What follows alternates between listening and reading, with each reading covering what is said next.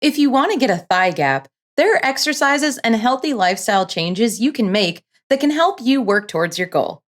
The important thing is to do it in a healthy and realistic way. Genetics and body structure actually play a role in whether or not someone can get a thigh gap. People with naturally narrow hips may not be able to get a thigh gap even after losing weight.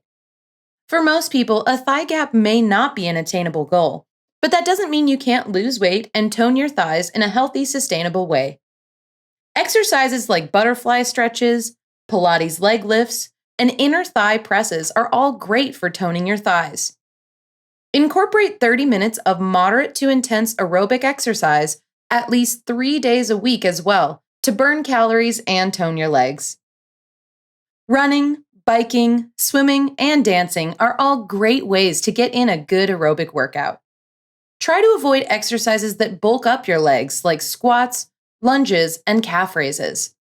On top of exercising regularly, eat a balanced diet full of fruits, vegetables, whole grains, and protein.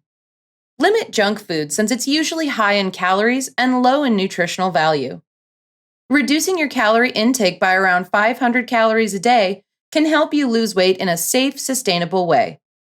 Most importantly, try to love and appreciate your body as you work towards your goal, even if you're not able to get all the results that you want. At the end of the day, you don't need a thigh gap to feel confident in yourself.